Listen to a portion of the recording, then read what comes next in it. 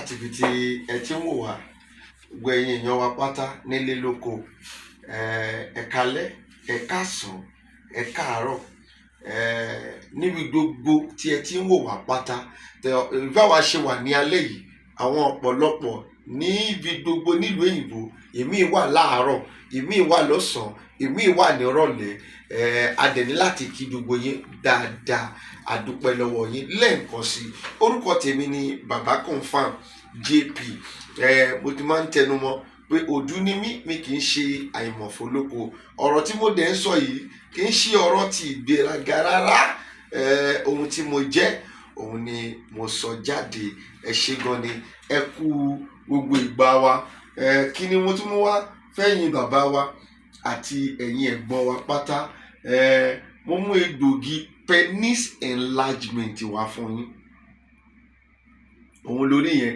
nínú fọ́nrán yìí màá ní orí ọ̀fẹ́ láti sọ nípa egbògi mẹ́ta egbògi márùn nínú fọ́nrán tí mò ń ṣe lọ́wọ́lọ́wọ́ yìí fún ìkíní nínú egbògi márùn òun ni penis enlargement òun lórí yẹn ìwọ tí nǹkan ọmọkùnrin ẹ bá kéré a sọ fún ẹ pé nǹkan tó wà nílẹ̀ yìí egbògi ni kò sí any repercussion àbí bóyá anything side effect nínú ẹ̀ rárá egbògi ni it is pure herbal solution nǹkan ọmọkùnrin yẹn kéré o wá fẹ́ jẹ́ kó jáde dáadáa nǹkan ọmọkùnrin yẹn o fẹ́ jẹ́ kó jáde tán kó too strong you need penis enlargement ọ̀pọ̀lọpọ̀ níyàwó ẹ̀ títí torí pé nǹkan ọmọkùnrin yẹn kò dé sàlẹ̀ dáadáa ó ti kọ̀ sílẹ̀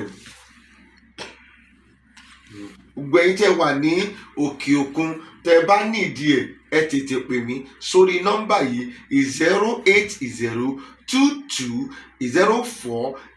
08022040950 workshop mi kó ọ̀dà kíákíá oògùn tó ń ṣiṣẹ́ ni tá a dẹ̀ ní testimony púpọ̀ lórí ẹ̀ ìkejì òun ní egbògi Aleko orí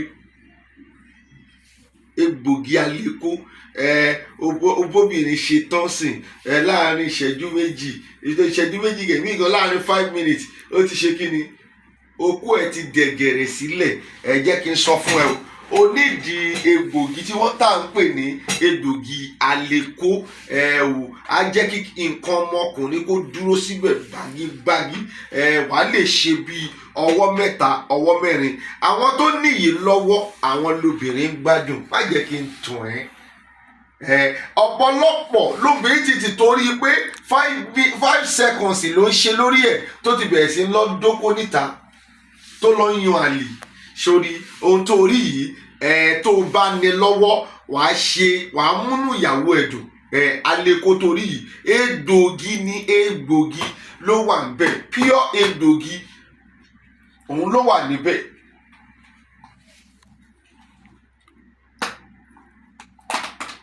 ló ti rí tó bá ní lọ́wọ́ wàá múnú ìyàwó ẹ̀ dùn bàjẹ́ ṣùgbọ́n mi owó nìkọ́kọ́ la fi ń ṣọkọ obìnrin o owó nìkọ́kọ́ o ìwà nìkọ́kọ́ la fi ń ṣọkọ obìnrin nídìí pé kó o bá wọn ṣeré ṣe pé oògùn máa bò wọ́n inú wọn á sì dùn dáadáa o nídìí egbògi yìí tí wọ́n ń pè ní egbògi Aleko iṣẹ́ tí orí fi rán èmi òun lèmi ṣe yìí I am a prophet I am a spiritualist I run spiritual church and I do spiritual work iṣẹ́ tó rí fi rán mi ni mò ń ṣe mo dẹ̀ mọ̀ dáadáa débi wípé àwọn èèyàn tí wọ́n ọ̀dà product wa wọ́n ń gbóríyìn fún wa àwa sì ń gbóríyìn fún Elédùmarè tó fún wa ní ọgbọ́n ìmọ̀ àti òye tá a fi ń ṣe egbògi jẹ̀díjẹ̀dí akọ jẹ̀díjẹ̀dí adẹ̀tún ní egbògi tí ó lè ṣiṣẹ́ fún ìgbẹ́ ọ̀rìn ìgbẹ́ ẹ̀jẹ̀ ìgbẹ́ jẹ́ kéèyàn máa yàgbẹ́ kó máa yàgbẹ́ ẹ̀jẹ̀ ó ti ẹ̀kọ́ mọ̀ nǹkan nílùú òyìnbó mo treat kan láti about February ni mo ti bẹ̀rẹ̀ sí ń treat ọkùnrin yẹn mo dẹ̀ dúpẹ́ lọ́wọ́ Ọlọ́run wípé ìgbẹ́ ẹ̀jẹ̀ yẹn ti stop ó tiẹ̀ kọ́mọ̀ gan nílùú òyìnbó gan ó ń yàgbẹ́ ẹ̀jẹ̀ tètè pè mí kíákíá. Egbogi ẹ̀ wà nílẹ̀, jẹ̀díjẹ̀dí akọ jẹ̀díjẹ̀dí ń bẹ ẹja ṣó ti rí òun nìyí. Egbogi ẹ̀ ó wà nílẹ̀ sórí ìta tòsí ìbàyí torí akọ̀fin yìí showcase ni èyí tí a ní nínú store ó lé ní 500 pieces of this ojoojúmọ́ làwọn èèyàn order.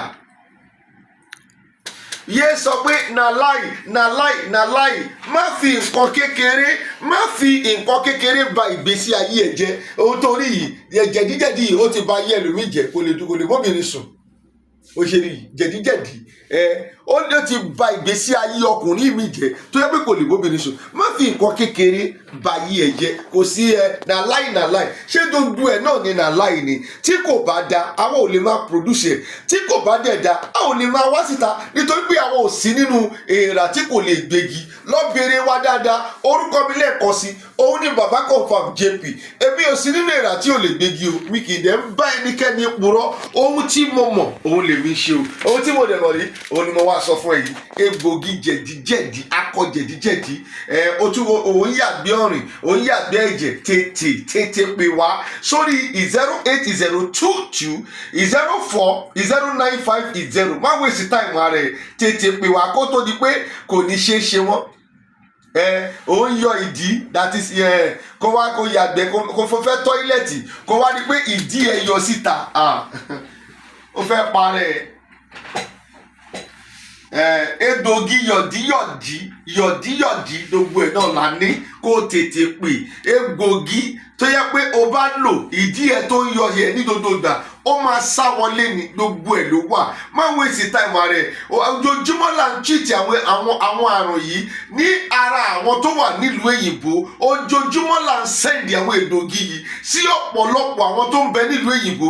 Má fi ìtìjú kó àrùn mo ń sọ fún ẹ tètè pè kíákíá kó ọ̀dà tiẹ̀ lórí WhatsApp 08022 Afato nìyí àtọ̀ ẹ̀ ò tó dáadáa Afato nìyí. Èyí máa jẹ́ kí àtọ̀ ọmọkùnrin tó tún pé ojú òṣùwọ̀n àtọ̀ ọmọkùnrin á jẹ́ kó pé ojú òṣùwọ̀n láti lè fún obìnrin lóyún. Tí àtọ̀ ọmọkùnrin ò bá pé ojú òṣùwọ̀n kò lè fún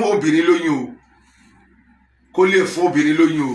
Èyí là ń pè ní egbogi àbí àgúnmu Afato. Tètè ọ̀dà tiẹ̀. Èyí là ń pè ní ọ̀pá ẹ̀yìn kó máa kó jókòó báyìí kí gbogbo ẹ̀yìn máa rú ẹ́ gorogo. Báwo ló yẹ fẹ́ bóbìnrin sùn?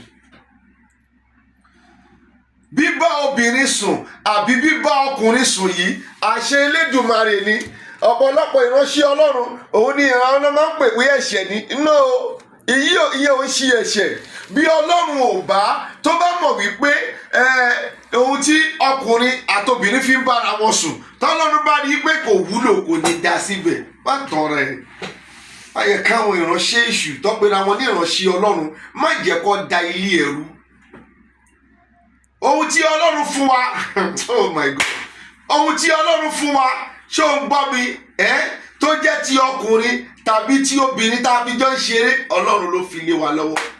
Yóò ń ṣẹ̀ṣẹ̀ tó bá wà important I'm telling you Ọlọ́run ò ní ṣe síbẹ̀. Ó wà important náà lọ́lọ́run ṣe síbẹ̀. Ó dẹ̀ ṣe síbẹ̀ kí ọkùnrin àti obìnrin kí wọ́n fi bára wọn dàpọ̀ ní. Kì í ṣe ọkùnrin àti ọkùnrin bẹ́ẹ̀ náà ni kì í ṣe obìnrin àti obìnrin. Ìyẹn ni ẹ̀ṣẹ̀ wà nínú ẹ̀. Ara nǹkan tó dẹ̀ nílò nìyí kò fẹ́ bóbìnrin sùn kí gbogbo ẹ̀yìn ẹ̀ kó máa rú ẹ́go. Ojókòó báyìí ẹ̀yìn rú ẹ́go. Oorin díẹ̀ bá ẹ̀yìn bẹ̀rẹ̀ sí ń sàn ẹ̀. Onídìí egbogi ọ̀pá ẹ̀yìn ó dájú gidigidi gan. Bẹ́ẹ̀ ni mo sọ fún tó bá ń gbọ́ basuka ní orí egbogi ọ̀pá ẹ̀yìn yìí ó dájú gan. Ọ̀pọ̀lọpọ̀ èèyàn láti sẹ́ǹdì ẹ̀ sí tí wọ́n dẹ̀ padà ń dúpẹ́. Kí ló fẹ́ fi lò wọ́n? Ìwọ ṣáà ti ra ògì. Tó bá ti ra ògì kó pò ògì yẹn ìwọ bu ṣíbí kan níbẹ̀ kó dà sínú ògì yẹn kó gbé mu. Bó bá dẹ̀ rí ògì níbikíbi tó bá wà o lè lọ ra custard yẹn ìwọ pò dáadáa jẹ́ ó ṣàn ìwọ bu ṣíbí kan síbẹ̀ kó gbé mu kó wá wo bí action rẹ̀ ṣe máa rí nínú ara ẹ̀. Jẹ́ n sọ fún ẹ má fi ìtìjú má fi kó àrùn.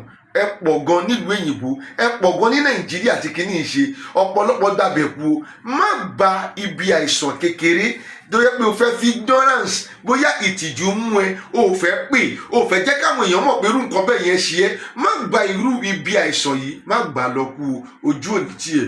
àwọn tá a ní sílẹ̀ fún ẹni yìí òun lórí yìí: Egbogi, penis enlargement, Egbogi Aleko, Egbogi Jedijedi, Egbogi Afato, Egbogi ọ̀pá ẹ̀yìn, Egbogi Igbe ẹ̀jẹ̀ àti Egbogi tó yẹ pé tó bá rí pé ìdí ẹ máa ń yọ, ìgbẹ́ ẹ̀jẹ̀, ìdí ọ̀rìn àti ìdí yíyọ, pé wá fún kíákíá. àwa Ọlọ́run fún wa lórí ọ̀fẹ́ ni, a sì mọ̀ dáadáa tá a ti ṣe tí Ọlọ́run dẹ̀ gba gbogbo ògo títí di òní yìí, a sì ń gba oríyìn. ẹ ṣé gan ni, bá mi share program yìí.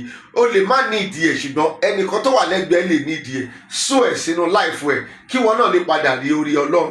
o ṣé gan ni, God bless you. ẹ̀yin màmá wa mo dúpẹ́ lẹ́ẹ̀kan sí i. orúkọ tèmi ni baba confam JP. tètè order through this number on the workshop 080 22 04 09 50. ẹ ṣé gan ni, God bless you.